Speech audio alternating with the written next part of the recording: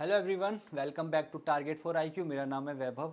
अभी कुछ दिन पहले 3 या 4 दिन होंगे, मैंने एक यूट्यूब पे लेक्चर रिकॉर्ड किया था जिसमें मैंने बताया था कि जेलों में जो ये समस्या आ रही है ओवर क्राउडिंग की, भीड़ भड़ाके की, इसमें सुप्रीम कोर्ट ने एक संज्ञान लिया था और बोला था कि इस प्रॉब्लम से हम कैसे दूर कर सकते हैं, ये प्रॉब्लम हम कैसे दूर कर सकते हैं। और सुप्रीम कोर्ट ने ई प्रिजन नाम का एक सिस्टम इंट्रोड्यूस करने की बात करी गई थी कि हर स्टेट में ई प्रिजन नाम का सिस्टम इंट्रोड्यूस किया जाए, जिससे कि ये जो ओवर क्राउडिंग की जो प्रॉब्लम हो रही है हमारे हर स्टेट की जेलों में, ये कहीं ना कहीं दूर की जा सके। अभी ओवर क्राउडिंग की ही जो जेलों की जो ओवर क्राउडिंग की समस्या है उसी से रिलेटेड सुप्रीम कोर्ट में एक केस चल रहा था। और इस केस को चलते चलते एक बड़ा ही इंटरेस्टिंग फैक्ट सामने आया। जैसा कि हम सब जानते हैं, 1 जुलाई से हमारे न्यू क्रिमिनल लॉज एनफोर्स हो चुके हैं। ठीक है, 1 जुलाई से हमारे जितने भी न्यू यानी 3 न्यू क्रिमिनल लॉज थे वो सारे इंट्रोड्यूस हो चुके हैं। इसका ये मतलब है कि अगर कोई अपराधी 1 जुलाई से पहले अगर कोई अपराधी 1 जुलाई से पहले यानी उसके खिलाफ 1 जुलाई से पहले प्रोसीडिंग स्टार्ट हो चुकी हैं, तो उस पर अब ओल्ड क्रिमिनल लॉज ही लगेंगे, है ना। अगर आपके अगेंस्ट ओल्ड क्रिमिनल लॉज के तहत प्रोसीडिंग शुरू हो गई तो जो ये न्यू क्रिमिनल लॉज हैं ये नहीं लगेंगे।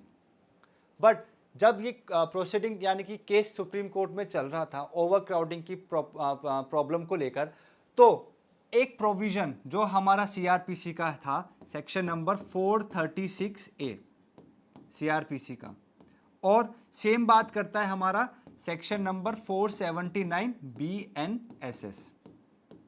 ठीक, ये दोनों सेक्शंस एक ही बात करते हैं। तो इसका मतलब ये हुआ, सपोज करो अगर कोई ए नाम का व्यक्ति है जो जेल में बंद है 2020 से, तो 2020 से जेल में बंद है, इसके खिलाफ जो प्रोसीडिंग चल रही है तो वो चलेंगी हमारी ओल्ड क्रिमिनल लॉज से।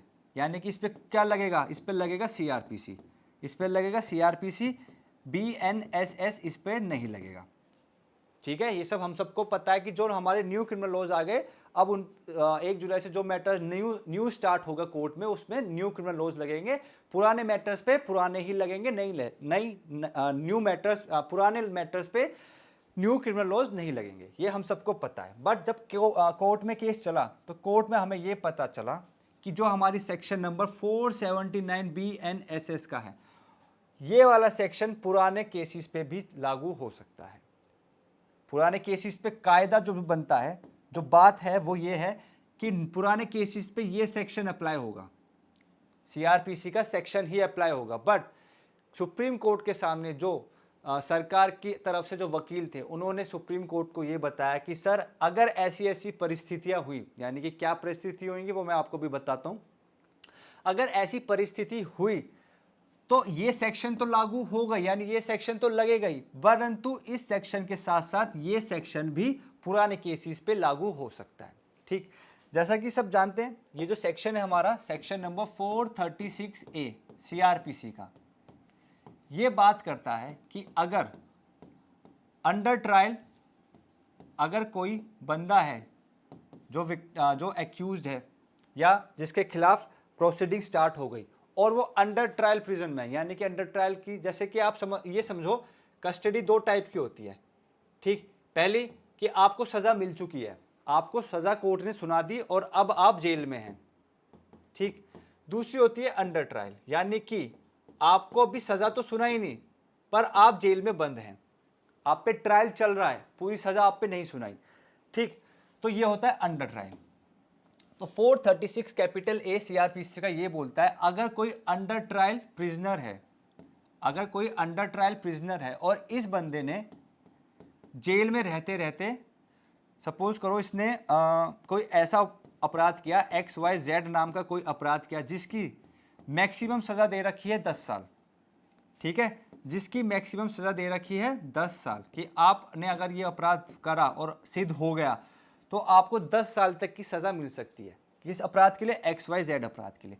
सपोज करो कोई अंडर ट्रायल प्रिजनर है जो जेल में बंद है, जिसके खिलाफ प्रोसीडिंग चल रही है, अभी उसको सजा नहीं सुनाई गई और इसने जेल में रहते रहते 5 साल बिता दिए, इसने जेल में रहते रहते 5 साल बिता दिए, यानी कि ये जो अपराध की सजा है उसकी आधी सजा तो उसने जेल में रहते रहते ही बिता दी, ये भी नहीं पता चला कि ये अपराध इसने करा भी है या नहीं, और 5 साल इसने बिता दिए। तो 436 ए बोलता है कि अगर ऐसी सिचुएशन होती है तो ये जो व्यक्ति है जो जेल में बंद है इसको बेल मिल जाएगी। ये इसका अब अधिकार हो गया, इसका राइट हो गया। ठीक, ये अब इसका हो गया अधिकार। अब यही बात सेक्शन 479 BNSS में भी बताई गई है। ठीक, क्योंकि कोर्ट जो सुप्रीम कोर्ट थी, जो हमारी सुप्रीम कोर्ट थी, वो कौन से मैटर सुन रही थी? वो मैटर सुन रही थी कि जेल में जितने बंद अपराधी हैं जिनकी वजह से ओवर क्राउडिंग हो रही है, समस्या हो रही है भीड़ की। तो भीड़ की समस्या तो इसलिए हो रही है ना कि जिनके खिलाफ आप अभी तक ये सबूत प्रूफ नहीं कर पाए, ये प्रूव नहीं कर पाए कि इसने अपराध किया भी है या नहीं, ये प्रूव नहीं हुआ और उसके बावजूद भी वो जेल में बंद है। तो जो ऐसे लोग हैं तो भीड़ तो ऑटोमेटिकली बढ़ेगी। और इसी चीज को ध्यान रखते हुए सुप्रीम कोर्ट ने कहा है कि 436A का आप यूज क्यों नहीं कर रहे हो। जब बात आई कोर्ट के सामने, सुप्रीम कोर्ट के सामने 436A की, तो BNS का सेक्शन नंबर 479 की भी बात आई। और फिर सुप्रीम कोर्ट ने जो वकील की तरफ से जो सरकार की तरफ से वकील थे उनसे पूछा कि आप हमें ये बताइए BNS का जो सेक्शन नंबर 479 है क्या ये पुराने केसेस पे अप्लाई होगा या नहीं।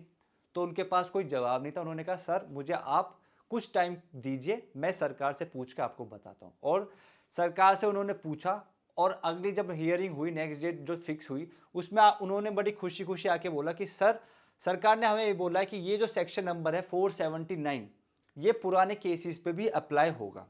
ठीक, आइए जानते हैं पूरा मैटर क्या है और ये सेक्शंस है क्या क्या, न्यू प्रोविजन जो ऐड हुए हैं उसमें क्या चेंजेस हैं, आइए जानते हैं।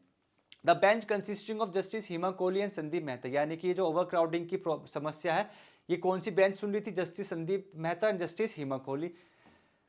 Section 436A of repeal CRPC provided for, ये वही बात करता है कि मैक्सिमम इम्प्रिजनमेंट का अगर आपने वन हाफ पूरा बिता लिया जेल में तो आपको बेल मिलेगी। अब आपका ये अधिकार हो चुका है, भले ही आपने एक नॉन बेलेबल अपराध ही क्यों ना करा हो। इसी से मिलता जुलता यानी कि 436A का ही मिलता जुलता सेक्शन 479 BNSS का है जो बात करता है the release of under trials who have been behind the bars for the many years. However, it doesn't extend this benefit to those who are accused of offense for which prescribed punishment is death or life imprisonment. यानी कि जो हमारा section 436A CRPC का था वो same बात करता है 479। बट यहाँ पे एक चीज बोली गई कि 479 डेथ, अगर किसी ने किसी व्यक्ति की डेथ कॉज कर दी या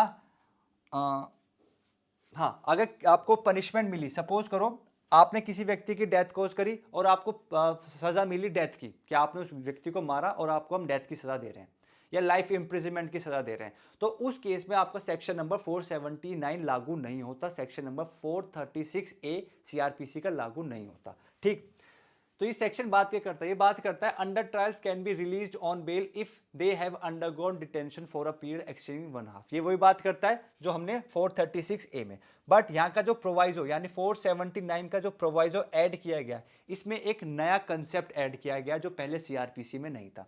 क्या बोला गया इसमें?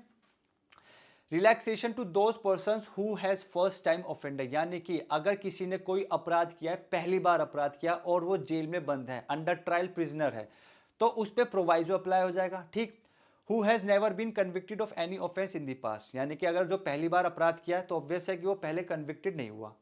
As per the proviso they shall be release if he has undergo detention for a period exceeding to 1/3 of the maximum term of imprisonment punish, यानी कि अगर किसी व्यक्ति ने पहली बार अपराध किया है, पहली बार कोई अपराध किया और उस अपराध की करने की वजह से वो जेल में बंद है और जेल में रहते रहते उसने 1/3 सजा काट ही ली। पहले तो क्या थी? वन हाफ की एक 1/2 अगर उसने सजा काट ली तो उसको बेल मिल जाएगी, उसका अधिकार हो गया। बट ये एक नया प्रावधान ऐड किया गया 479 में जिसमें बोला गया कि अगर कोई व्यक्ति है जिसने पहली बार कोई अपराध किया है, ये कंडीशन जरूरी है कि वो पहली बार कन्विक्टेड होना चाहिए, यानी पहली बार अपराध करना हो। ऐसा नहीं कि दूसरी बार अपराध करके उस पर प्रोवाइजो अप्लाई हो जाएगा, उस पर नहीं होगा। यानी कि पहली कंडीशन है कि आपने पहली बार अपराध किया है, दूसरी कंडीशन आप जेल में बंद हैं, तीसरी कंडीशन आपको जेल में रहते रहते 1/3 हो चुका है, जो भी मैक्सिमम पनिशमेंट उस ऑफेंस की थी, तो अब आपको बेल का अधिकार है।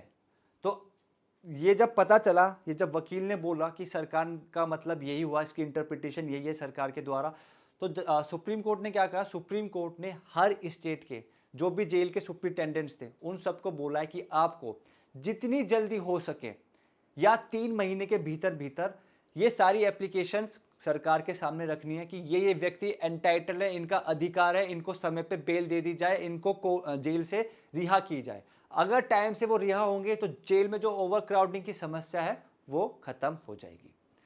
तो सेक्शन 479 आपका अब रेट्रोस्पेक्टिवली लगेगा, जो कि प्रोस्पेक्टिवली लगने वाला था, बट अब ये पुराने केसेस पे भी अप्लाई होगा और इसके लगने से जो जेलों में भीड़ है वो अब हमारी धीरे धीरे कम होने लग जाएगी। आई होप आपको क्लास समझ में आई होगी और कुछ नया चीज़ कुछ न्यू जो लीगल अपडेट है उसके बारे में पता चला होगा। मिलते हैं नेक्स्ट वीडियो में। Thank you.